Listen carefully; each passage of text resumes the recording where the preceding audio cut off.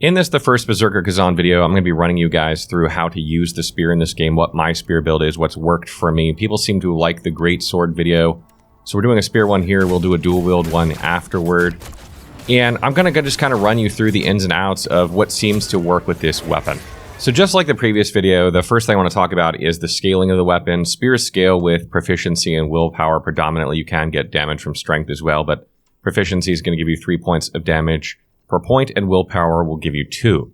Proficiency will also give you 5 max health. It will give you stamina damage increase of 0.3%, and it will also reduce your dodge stamina cost by 0.4%. This is really important, the stamina damage, because as you're going to see in my gameplay, a lot of what you're doing as a spear user is breaking the stamina of things. Like, that's kind of your focus, whereas the greatsword had a focus on charged attacks. The spear's focus is on exhausting enemies and then getting brutal attacks, or just continuing to juggle them. And additionally, whereas the greatsword is more of a guard and brink guard focused weapon, spears tend to dodge more, and this allows you to reduce your dodge cost, which is great. Willpower, on the other hand, gives you more health. It gives you double the health that proficiency gives you, so if you need health, this is not a bad option. Also gives you stamina recovery, which is very important in order to continue your long combo chains and to be able to, get back into the offensive rhythm of combat after you've exhausted all of your stamina. It also increases or reduces the guard stamina damage that you take by 0.7%. This isn't as useful. You're not going to be guarding that much as a spear user, though you will from time to time. This is not bad to have, but I would just say that proficiency is a lot more useful because stamina damage is far more important than stamina recovery to this build, even though you do need some stamina recovery. And of course, endurance and vitality are both super beneficial. Endurance, I think, is even more important because you tend to juggle enemies a lot more, including bosses, so you get hit a lot less.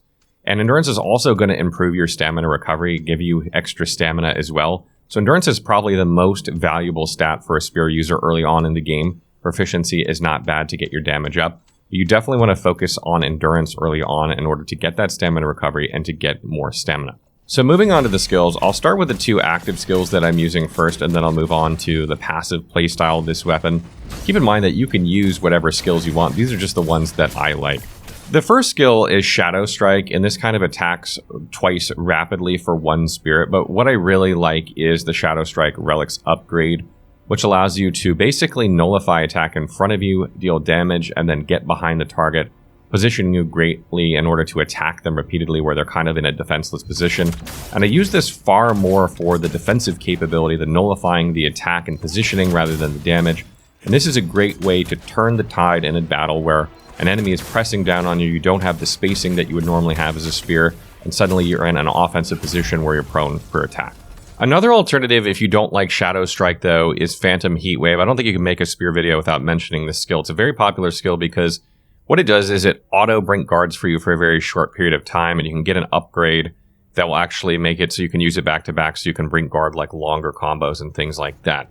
There's a good defensive skill like Shadow Strike, but it also provides a buff to your Moonlight attacks and your Full Moon attacks.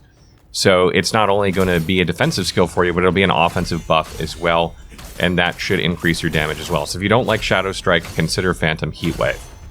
The other skill I like for this build is Eagle Wind. This allows me to expend up to 3 spirit to attack 3 times in a row.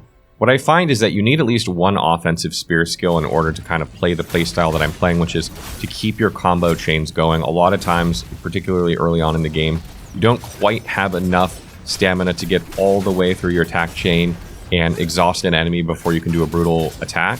And so once your stamina is emptied, you can use an attack skill like Eagle Wind. It doesn't have to be Eagle Wind to continue to get the rest of that stamina off so you can get your brutal attack.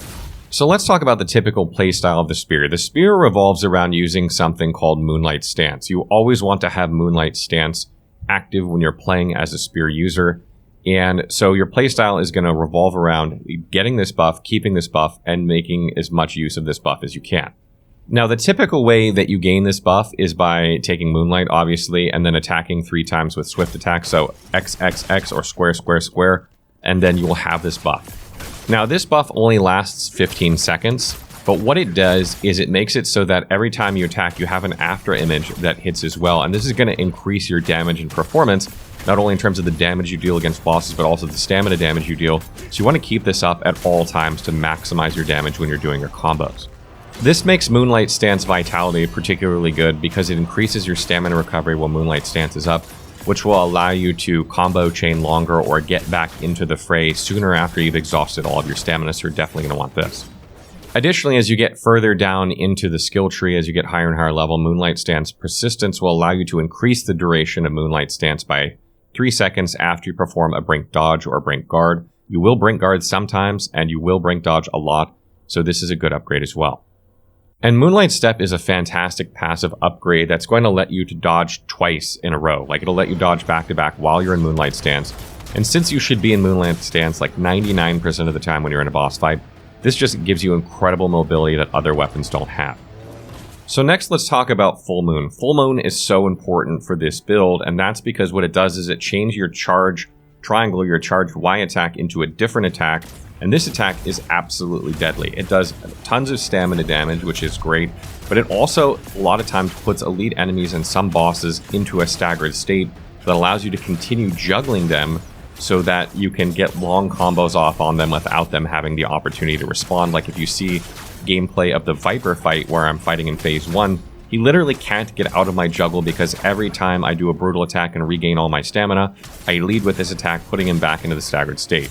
Eventually, you'll want to upgrade this with Crimson Strike and Moonlight Stance Wrath, which Moonlight Stance Wrath is going to increase the effectiveness of this skill the more Moonlight Stance that you have. And since if you're taking Moonlight Stance Persistence, you can get higher and higher seconds, up to 30 seconds, this will potentially make this deal incredibly more damage. So next, we're going to take a look at Vital Strike. This is kind of like a running attack that plunges your spirit into the ground. I find this typically interrupts enemies more often than your typical running attack, so I like to lead with this when I'm facing one enemy. The regular running sprint attack tends to do a sweep, which is good for multiple enemies, but when you're facing one, this can tend to stagger them more often than not, and if you upgrade it, it'll just do more damage if you hit the weak point of the enemy. And this is a great way to like lead off combat into some bosses. So next we're going to talk about Zero Point, and what Zero Point does is it says during a potent blow or during Vital Strike, so Vital Strike is the skill we just said.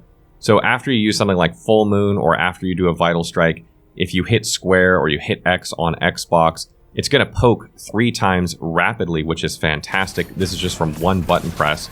And then if you press square again, it will do the final attack of your swift attack chain, which will refresh your Moonlight Stance duration if you need it. Or you can press triangle to use Assault or Shadow Reversal if you have those skills. We do use Assault in this, so that works out really well. And that brings us to Assault and Shadow Reversal. We'll talk about Shadow Reversal first. I don't use Shadow Reversal in this build. I messed around with it quite a bit. What this skill does is it allows you to follow up a swift attack with triangle that will put you behind an enemy if you stagger them or you break their stance, allowing you to be behind them and then attack quickly. Usually when you're attacking enemies from behind, they're taking more damage, which is great. But typically what I find during boss fights is that if you have them in an exhausted state and you can do a brutal attack on them, you want to do the brutal attack on them from the front in order to regain your stamina back to continue your assault afterward by using Full Moon and then re-juggling them, and you can't do that if you're behind them. So I typically don't like that as much. Assault, on the other hand, will allow you to kick into an enemy instead of putting you behind them, which does considerable stamina damage, and you can upgrade this to do even more stamina damage. And then you can upgrade it to kick off of them and do a backflip, which puts you, in a safer space than being right up on an enemy, like optimal positioning for a spear, slightly out of range maybe, but you can get back into range very quickly and continue attacking. And then if you get down to Assault Descent, this is where the skill is really, really good in my opinion, because typically you're using Assault in order to drain the stamina of a boss, and it's not so great after you've already drained the stamina, but once you have this upgrade, you'll do a special move if they're already exhausted when you use this into them that'll plunge down for extra damage, which is just really, really nice and also looks amazing. So the fundamental combo that you'll typically use with the spear then is you're going to do 3 swift attacks in a row, maybe dodge and then 3 swift attacks in a row depending on what you're facing. And then you're going to use Assault twice, and that's going to kick you backward off the enemy, and then you can continue your attack chain. Or you're going to do something like use Vital Strike, do a sprinting attack with it, go right into 0 Point afterward by pressing square, and then probably pressing square again to get into your Moonlight Stance very quickly in a fight. So those are your 2 primary combos, but at some point in your fight, you're going to want to mix in Full Moon. I like to mix in Full Moon when I have a lot of stamina, because if you're putting a boss or an elite enemy into a juggled state and you have no stamina, you kind of wasted your opportunity because you can't do any attacks into them to keep them juggled. So typically what I try and do is melt off some of this stamina bar, wait for my stamina to replenish, dodge an attack, get in a full mood, and then start juggling. And that seems to work really, really well. So unlike Greatsword, there are a lot of fantastic good spear sets early on in the game. In fact, there are so many good spear sets early on in the game that it can make the choice of which one to use very difficult. The first one I'm going to bring your attention to is the Frozen Mountain set. The 3-piece bonus of this gives you 10 extra endurance, which is not only going to increase your stamina recovery, but will increase your max stamina. So that's really, really fantastic to have if you can even get 3 pieces of this. So consider even just getting 3 pieces of this set early on for that extra endurance. The next set is the Soul Eater set. 2 pieces of this will give you 100 extra stamina, which is great, and 4 pieces will give you 15% stamina recovery. So having 4 pieces of Soul Eater is absolutely worth having. You could theoretically have 4 pieces of this and 3 pieces of Frozen Mountain in order to take advantage of the amount of stamina you'd gain from it, which would not be a bad combo early on. Another set you can look at getting is the Fallen Lords set. You can farm this from Viper. This increases your charged attack damage, which we don't do a ton of charged attacks.